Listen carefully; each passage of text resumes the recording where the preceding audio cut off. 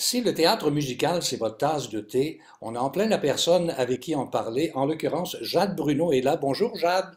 Bonjour!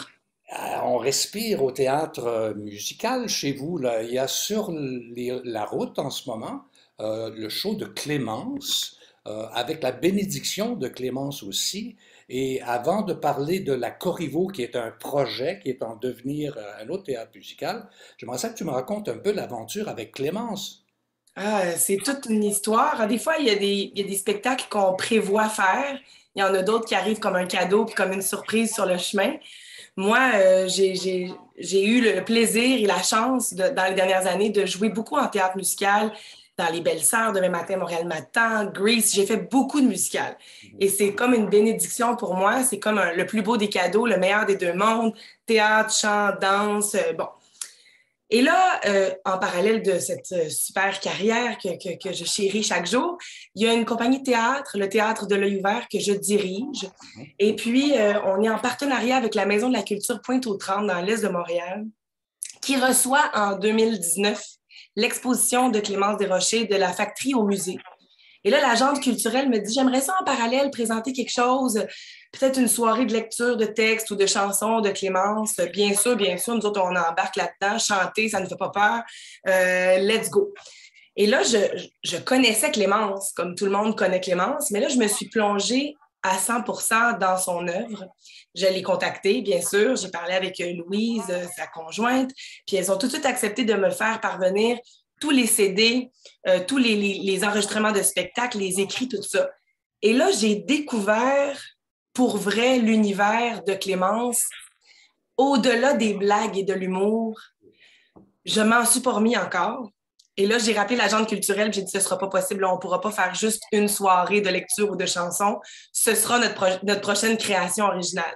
Et là, c'est devenu notre projet au cœur de nos activités en 2019, en 2020, puis on devait tourner en 2021. Et là, avec tout ce qu'on connaît, finalement, le spectacle commence ce soir. On a tellement hâte.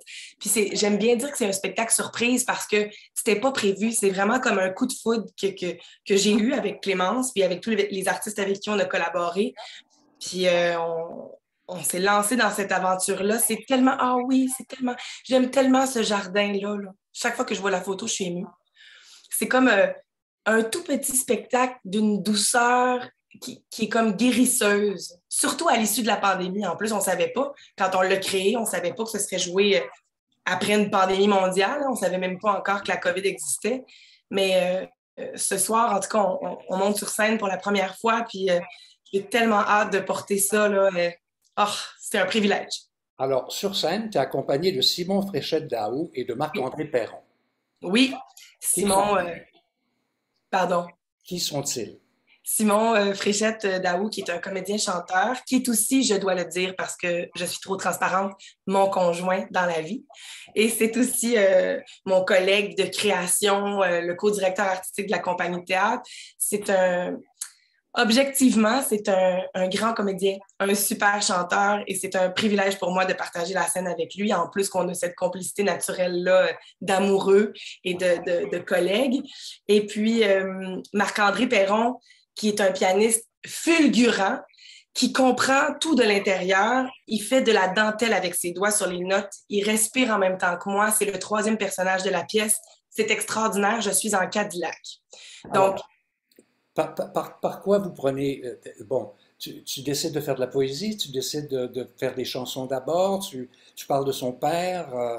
en fait, en épluchant son œuvre, ce qui nous a frappé le plus, j'ai travaillé en collaboration avec Laurence Régnier qui a écrit des textes originaux. Donc, il y a des textes de Clémence, il y a des chansons de Clémence, mais il y a les textes de Laurence aussi qui se tissent à travers tout ça.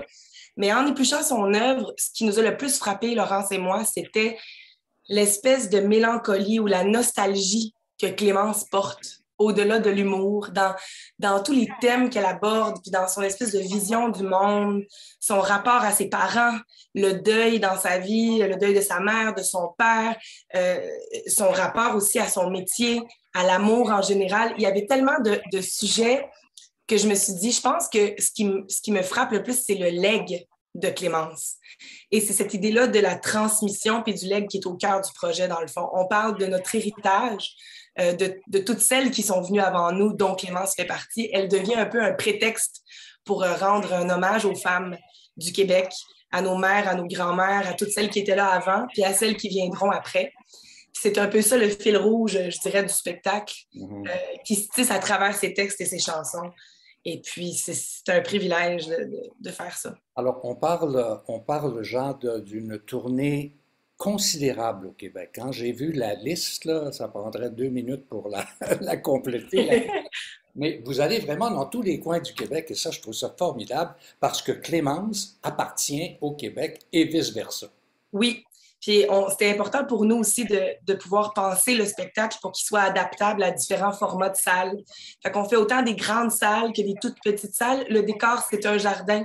On a un piano, une chaise. C'est très simple. C'est comme Clémence. Clémence, elle était toute simple. C'était elle sur scène avec sa plus belle chemise, puis tout son cœur. C'est un peu ça qu'on a envie de faire. Fait que c'était important pour nous de pouvoir se rendre loin, d'aller jusqu'à Val-d'Or. Puis on va pas encore partout, partout. Je voudrais aller encore plus partout que ça.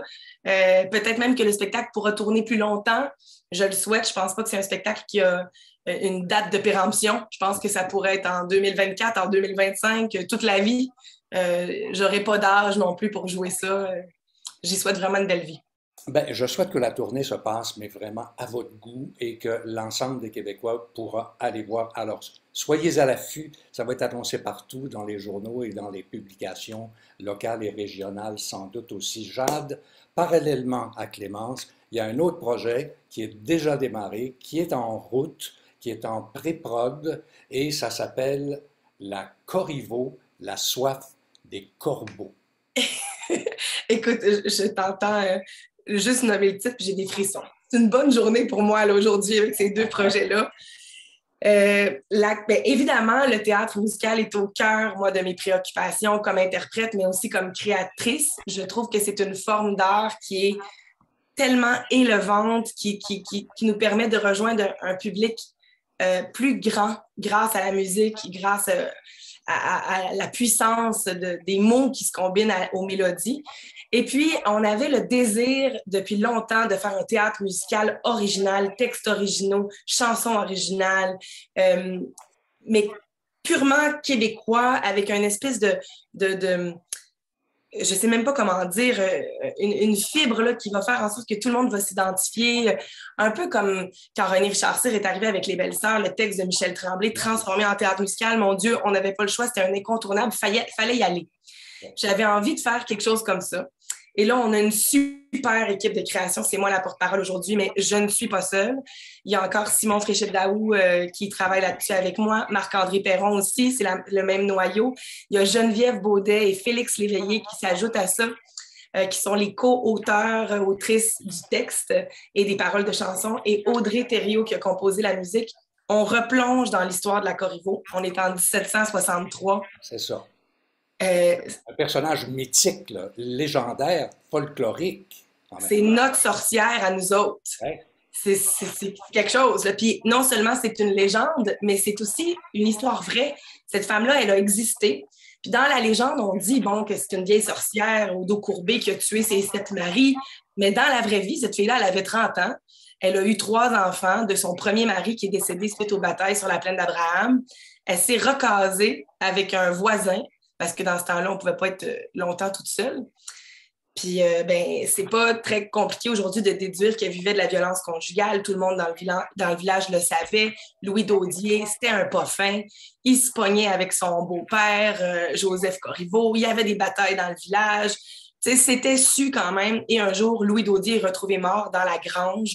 Est-ce que c'est un accident, des coups de sabot, un coup de hache? C'est pas clair. On est au début du régime britannique. On s'en va en procès. Tout se passe en anglais. La pauvre Marie-Joseph Corriveau comprend rien, pas capable de se défendre. Finalement, elle est accusée et elle est condamnée à la pendaison à 60 coups de fouet. Et finalement, elle est un coup morte et pendue. Elle est accrochée dans une cage en forme de gibet, comme un corset humain de fer forgé. Et on la laisse pourrir au coin de la rue pendant 40 jours. C'est une histoire terrible. Et là, je fais ça en résumé là, parce qu'il y a du stock là-dedans. il y a tellement de sujets. Il y a bon, la langue française, toute cette période de l'histoire avec l'arrivée du régime britannique, le rapport, bon, bien sûr, à la place des femmes, les féminicides, la violence conjugale, le rapport à l'autorité, tout ça. Il y a du stock, c'est une mine d'or. Alors là, Geneviève et Félix sont partis en écriture. Ils nous ont pondu un petit chef-d'œuvre. Et là, des chansons, des vers d'oreille, vous n'êtes pas prêts. Écoute, Jade, il y a toute une distribution qui est déjà annoncée. Est-ce que c'est coulé dans le béton? C'est coulé dans le béton. Les répétitions commencent bientôt. Jean Maheu, Frédéric Bédard, Renaud Paradis, Rosalie Bonenfant, Karine Lagueux, Simon Labelle-Ouimet, que tu retrouves sur scène, et Simon Fréchette-Daou, bien Oui, entendu. Alors, et toi, évidemment. oui. Alors, c'est une distribution imposante. Maintenant, l'affiche qu'on a vue il y a quelques instants, que je vais remettre aussi tout à l'heure, est poignante. Tu sais, la soif des corbeaux, ça vient, le sous-titre vient de quoi? Une fois qu'elle est accrochée au gibet? Ben, ça peut être beaucoup de choses. Ouais. C'est un titre qui, je pense, qui est saisissant. C'était ce qu'on avait envie de créer comme émotion. C'est sûr que, bon, pour nous, les corbeaux, c'est bien sûr les corbeaux qui sont venus la picosser dans son gibet. C'est effrayant comme image, mais c'est aussi cette soif des Britanniques, mais aussi du peuple de s'abreuver, de transformer l'histoire, de déformer la réalité, de comment cette femme-là de 30 ans est devenue une sorcière meurtrière, comment dans le temps tout s'est transformé, comment on a eu envie de s'attaquer à cette femme-là parce que c'était plus réconfortant que d'affronter peut-être des enjeux sociaux plus grands. Il y a quelque chose dans cette image-là des corbeaux assoiffés de sang qui nous parlait beaucoup. Puis avec toute l'époque en plus, il y a quelque chose de même médiéval, là, je dirais, dans l'image du corbeau. Puis il y a quelque chose qui est super poétique. Puis dans le spectacle, ce sera bien sûr présent avec les personnages qui sont un peu métaphoriques, sortis de la fantaisie, de la légende, avec des ailes peut-être. Qui sait? Jade, c'est pas l'imagination qui vous manque. Et vous êtes aussi une entrepreneure culturelle, et ça, il faut le souligner, car vous donnez à un théâtre spécifique, un théâtre musical, un élan, un air d'aller qui sans doute va plaire beaucoup, beaucoup aux Québécois puis aux Québécoises. Alors pour ça, Jade, merci beaucoup. On va se reparler sans doute, on va se recroiser, on ira sûrement voir ton spectacle. J'espère. Je serai vraiment contente de vous savoir dans la salle. Merci beaucoup, Jade. Bonne journée. Merci.